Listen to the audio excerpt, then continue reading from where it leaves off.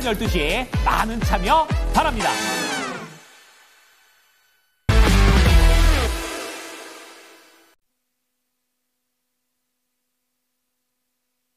네, 이슈 딥다이브로 이어가겠습니다. SB인베스트의 이주호 본부장 나와주셨고요. 타이탄 파트너스의 윤여민 이사 두 분과 함께하겠습니다. 안녕하세요. 안녕하세요. 네, 안녕하십니까. 네, 오늘 두 분과 다뤄볼 주제 두 가지입니다. 먼저 첫 번째부터 화면으로 함께 확인하겠습니다. 네, 삼성전자가 차세대 반도체로 승부를 걸 것이다. 기술력에 대한 의문, 그리고 보면은 요즘도 수급이 전혀 안 들어오거든요. 외국인과 기관의 연속된 쌍끌임에도 계속해서 주가는 고전 중입니다. 현재 주가 위치 체크해보면은 거의 신저가 라인에서 멀지 않거든요. 굉장히 묵직하게 5만 원 중반대도 아직 돌파하지 못하고 있는 상황입니다. 여러 가지 분명히 고심을 하고 있을 겁니다. 여기서 뭔가 한 방에 좀 터져줘야 될 것 같은데요. 브로드컴과 함께 광반도체 기술 개발에 나선다는 뉴스가 있었습니다. 그런데 삼성전자 주가를 많이 움직이지는 못하고 관련된 종목들만 움직이고 있는 상태라는 것도 중요한 체크포인트가 되지 않을까 싶어요. 일단은 본부장님, 광반도체라는 게 정확히 무엇인지 개념부터 좀 설명해 주실 수 있으실까요? 네, 일단 뭐 말씀하신 대로 네. 광반도체라고 하면은 조금 더 앞으로 미세하게 뭔가를 할 수 있는 네. 좀 처리 속도가 더 이렇게 미세하게 되는 그런 것들을 말하고요.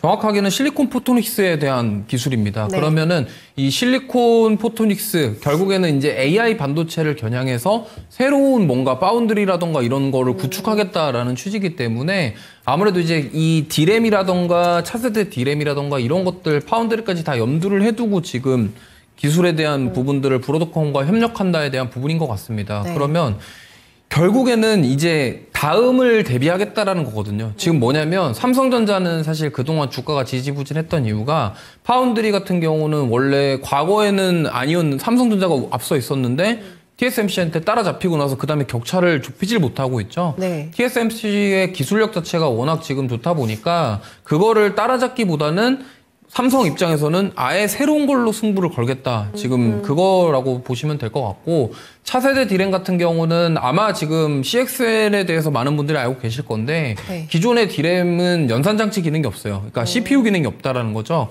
그러니까 기억장치, 저장장치 기능만 하고 처리장치 기능을 못 하는데 CXL이 바로 이제 연산장치 기능을 디램에다 넣는 걸 CXL이라고 합니다. 그러면 이제 차세대 디램에 들어가는 거는 분명한 것은 이제 HBM에다가 이제 연산장치 기능을 넣는 그게 아마 차세대 디램일 가능성이 저는 높다라고 생각을 하고 있고요.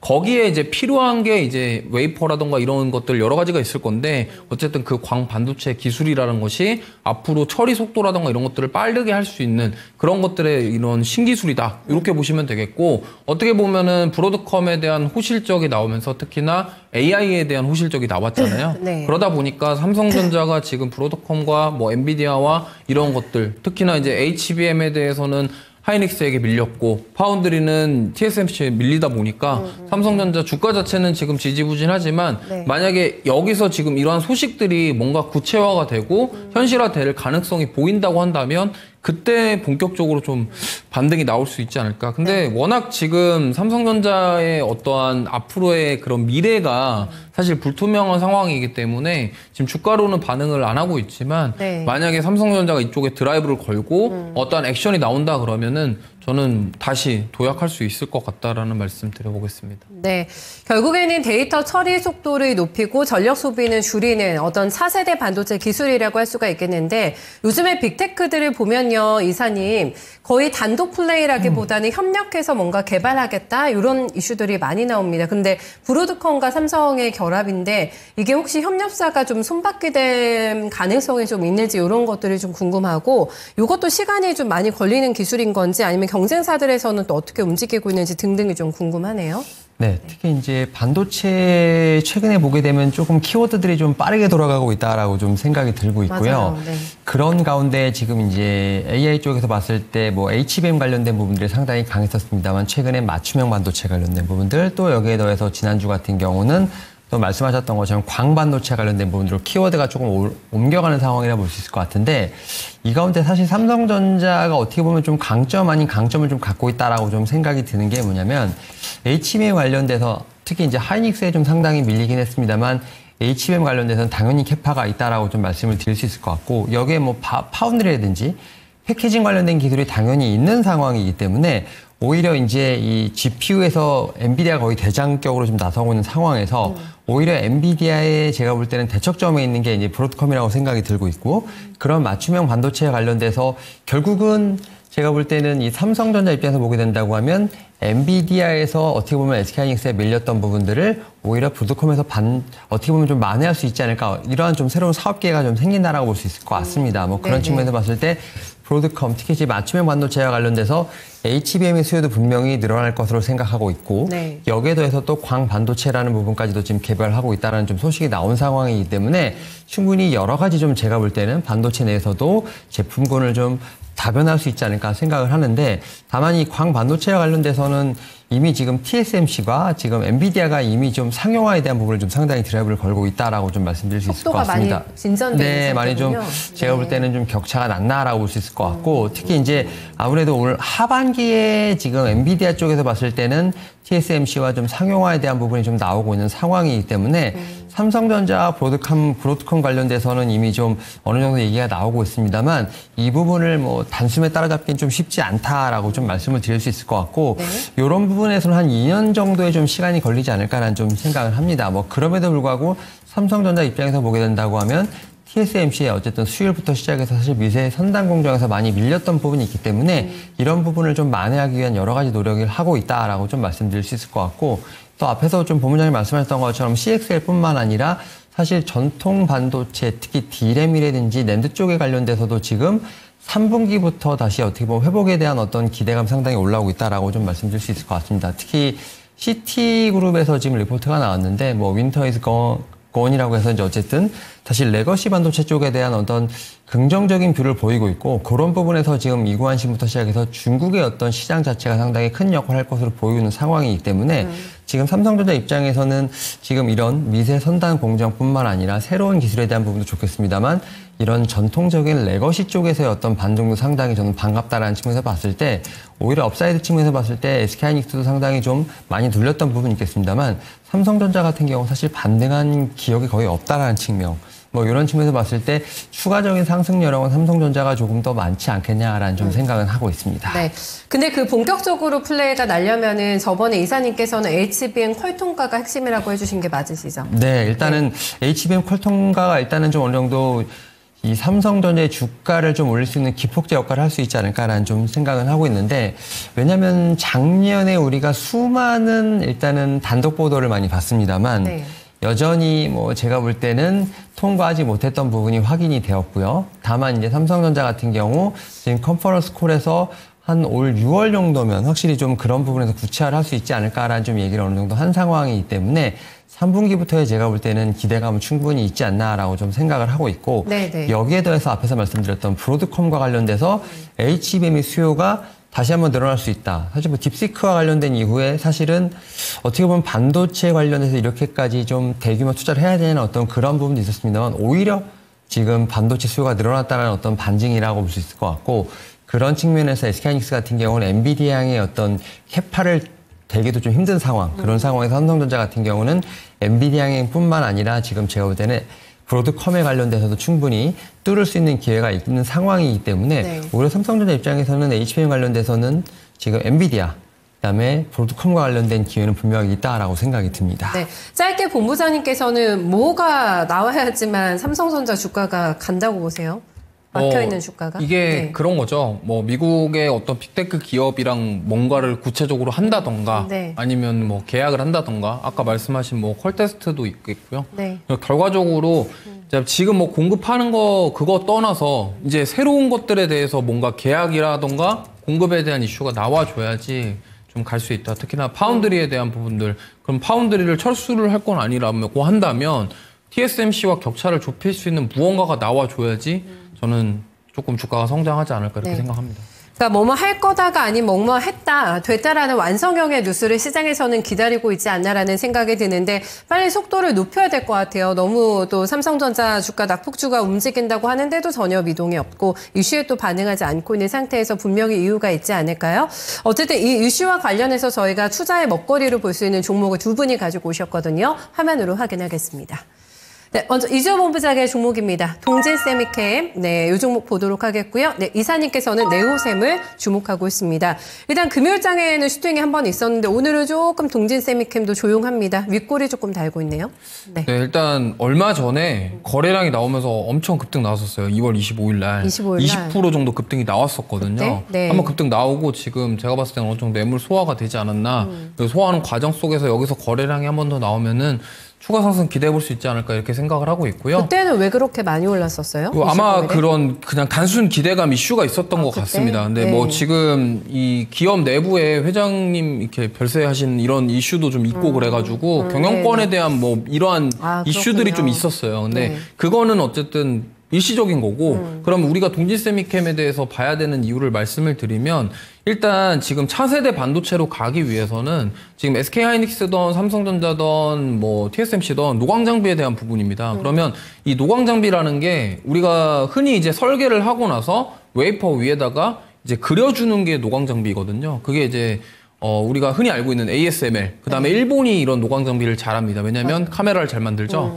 그러면 빛을 활용을 해서 쏴줘야 되기 때문에 웨이퍼에서 설계를 된 거를 그리려고 한다면 이 노광 장비가 필요한데 이 동진세미캠이 이 노광 장비에 들어가는 이 감광액, 그러니까 포트 레지스트라고 하는 거를 이제 도포제 같은 건데 이런 사업을 하고 있고 이걸 국산화 시켰어요. 네. 과거에 이제 일본에서 이거 관련된 수출을 규제를 했을 때 우리나라에서 이제 국산화 시켰다라는 점.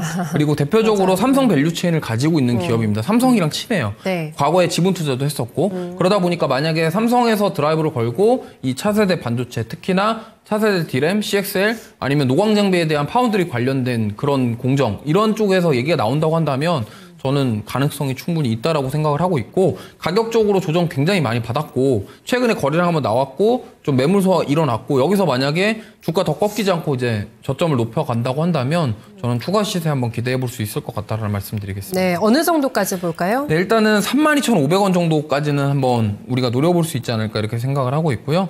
손절가는 한 24,000원 정도 잡고 네. 대응을 해보시면은 좋을 것 네, 같습니다. 알겠습니다. 그때 국산화 성공했을 당시가 주가 퍼포먼스 엄청났던 그때 5만 원 갔던 네. 기억이 있습니다. 네, 동진세미캠 지금 낙폭과대 상태인데요. 강하게도 갈 수 있는 모멘텀 장착하고 있기 때문에 좀 보시면 좋을 것 같아요. 네오셈 포인트 어떤 건가요? 네, 일단은 CXL과 관련된 특히 이제 제가 볼 때는 CXL 같은 경우는 D램 쪽에서는 완성이 됐습니다만 이런 D램을 지원하는 CPU 자체가 나오지 못했기 때문에 양산 자체가 좀 늦었다라고 볼 수 있을 것 같은데 최근에 보게 된다고 하면 지금 이제 이 CXL을 지원하는 CPU가 좀 출시가 되면서 어쨌든 D램과 관련된 쪽에서 CXL에 제가 볼 때는 양산이 좀 빨라지고 있지 않나라고 좀 생각을 하고 있고 특히 이 CXL 관련돼서 시장 규모가 좀 상당히 커가고 있는 상황이라 말씀드릴 수 있을 것 같습니다. CXL 기반의 D램 같은 경우는 지금 한 18조 원, 한 125억 정도 달러까지도 크게 좀 어떻게 보면 성장할 것으로 보이고 있는 상황이기 때문에 이와 관련된 수혜는 분명히 있다라고 좀 말씀드릴 수 있을 것 같습니다. 이 가운데서 네오셈 같은 경우는 세계 최초로 CXL 메모리 1.0, 2.0 검사 장비를 상용화했고 지난해 삼성전자에 좀 납품했다는 어떤 사실이 좀 알려진 상황이기 때문에 네. CXL과 관련된 검사 장비 쪽에서는 대장주로 좀 봐야 되지 않을까라는 좀 생각은 하고 있습니다. 여기에 더해서 작년에 실적이 나왔는데 특히 영업이익 같은 경우가 165억 정도가 좀 기록이 되면서 어떻게 보면은 2023년 대비 2024년 뭐 100% 이상의 좀 상승세가 있었다는 부분들 이런 부분도 제가 볼 때는 실적적인 측면 상당히 좀 고무적이지 않을까 생각합니다. 다만 뭐 주가상으로 봤을 때는 작년 지금 7월 대비했을 때 거의 주가 자체는 한 30%에서 40% 정도 이미 좀 조정을 많이 받은 상황이기 때문에 오히려 하방에 대한 부분보다는 이제 상방을 좀 봐야 되는 좀 그런 상황이 되지 않을까라는 좀 생각을 하면서 CXL 관련된 쪽에서 봤을 때 대장주로 한번 네오셈 말씀드려볼 수 있을 것 같습니다. 네, 역시 이 종목도 많이 빠져있는 상태여가지고 전략 어떻게 세우는 게 좋을까요? 네, 일단은 저는 충분히 기술적인 반등은 가능하지 않을까라는 좀 생각을 하고 있고요. 가장 좀 매물대가 좀 두껍게 있는 부분에 대한 부분을 일단 좀 1차적으로 봐야 되지 않을까 생각을 합니다. 일단 뭐 14,000원에서 15,000원대 좀 제가 볼 땐 매물대가 상당히 두껍게 있는 부분이 있는데 일단 1차적으로 15,000원대 이 매물 소화 과정을 좀 거치는 부분이 좀 제가 볼 때는 첫 번째 관문이 아닐까 생각하고 있습니다. 네, 알겠습니다. 네오셈까지 해서 얘기 들어봤고요. 저희 두 번째 이슈로 넘어가겠습니다. 네, 다음은 현대차 얘기를 좀 해보려고 하는데 연내에 휴머노이드를 투입한다라고 하네요. 아틀란스가 맹훈련을 지금 받고 있다고 합니다. 뒤에 좀 화면으로 잠깐 나왔는데요. 휴머노이드 로봇입니다. 생산 공장에 이제 투입을 할 예정이라고 하는데 지금 해당 시장 글쎄요. 휴머노이드 시장에서 우리 시장에 많이 뒤처지고 있다는 얘기는 들으셨을 것 같은데 뭐 지금 가장 대표적인 게 테슬라가 되겠죠. 그리고 이제 구글 메타까지 해서 이 시장에 굉장히 많은 자본을 투입하고 있긴 한데 어디까지 왔을까요? 기술력 그리고 우리 기업들은 어느 정도까지 지금 진보가 돼 있는 상태인가 여러 가지를 생각을 해보게 됩니다. 현대차 이 이슈 어떻게 보고 계세요, 본부장님? 일단은 현대차가 지금 미국에 있는 로봇 전문 계열사로 만들어버린 보스턴 다이내믹스인데 지금 AI 학습 영상을 공개를 했는데 이게 굉장히 긍정적인 것 같습니다. 근데 어쨌든 후발주자이거든요, 현대차는. 네, 네. 사실 뭐 피규어 AI라던가 이제 테슬라에 비해서 약간 후발주자긴 한데 연내에 지금 공장에 투입한다 이런 건 저는 굉장히 자신감이라고 생각을 하고 있고 특히나 이제 현대차가 그러면 자동차 제조업을 하다가 이제 그러면은 저걸 활용해서 무슨 사업을 할 거냐 스마트 팩토리, 로봇 사업 이쪽으로 이제 확장하겠다라는 이야기거든요. 저는 그래서 되게 긍정적이다라고 생각을 하고 있고 만약에 이걸 도입을 해서 진짜로 스마트 팩토리가 이제 구축이 돼버리면은 이거는 이제 앞으로 성장할 가능성은 굉장히 크다라고 볼 수밖에 없는 상황이다라는 말씀을 드리겠습니다. 왜냐하면 자동차를 만드는데 이제 휴머노이드 로봇이 일을 하고 이렇게 됐을 때 사실 비용이라던가 이런 부분들에 있어서 절감되는 효과, 인건비라던가 사실 이건 크죠. 일하는 사람들 입장에서는 되게 안 좋거든요. 네. 근데 어쨌든 기업 입장에서는 이 부분은 되게 긍정적이기 때문에 만약에 이게 현대차 공장에서 성공을 하게 되면은 이게 지금 여기서 끝날 게 아니라 이제는 만약에 성공했을 때 앞으로 로봇 사업에 본격적으로 뛰어들 수 있는 뭔가 그 계기가 되니까 되겠죠. 네, 그렇기 때문에 저는 되게 긍정적이라고 생각을 하고 있습니다. 네. 그래서 요게 이제 현대차의 주가를 많이 들어 올릴 수 있을까요? 그리고 이제 이거는 목표이기 때문에 현실화되는지 정말 생산 공장에 들어가서 아틀란스가 중요한 역할을 해주게 될까를 봐야 될 것 같습니다. 하지만 이사님 저희가 중요한 시장인 것만큼은 확실하잖아요. 미국 빅테크를 제가 아까 말씀드렸습니다만은 중국 기업들이 많이 올랐더라고요, 기술력에. 중국 기업들하고 이렇게 양대 산맥 속에서 우리 업체들이 어떻게 이거를 쫓아가야 될까, 이 부분을, 이 분야를, 이런 생각을 많이 하게 되는데 어떻게 보세요? 네, 사실 말씀하셨던 것처럼 이 로봇과 관련돼선 중국 시장이 상당히 크다라고 좀 말씀드릴 수 있을 것 같고, 특히 그러한 측면에서 봤을 때 미국과 중국 사이에서 우리나라 기업들이 얼마나 큰 어떤 성장을 이루지에 대한 부분들 당연히 좀 의구심이 단다라고 좀 말씀드릴 수 있을 것 같습니다. 지금 뭐 현대차 그룹 같은 경우는 앞에서 설명을 해주셨습니다만 뭐 삼성전자라든지 뭐 LG전자 같은 경우도 지금 이제 CS2025를 통해서 여러 가지 로봇 제품에 대한 부분들 또 이제 청사진을 좀 밝혔습니다만 우리가 지금 최근에 보게 되면 휴머노이드 거의 인간과 비슷한 측면에서 지금 학습하고 있는 영상들을 보게 된다고 하면 확실히 미국과 중국의 기술력은 놀랍다라는 좀 말씀을 좀 드려야 될 것 같습니다. 특히 뭐 최근에 보게 되면 중국 같은 경우는 뭐 휴머노이드가 약간 쿵푸하는 좀 약간 그런 좀 어떻게 보면은 이제 동영상도 돌면서 확실히 어떤 관절부터 시작해서 거의 사람처럼 움직이는 그런 모습들.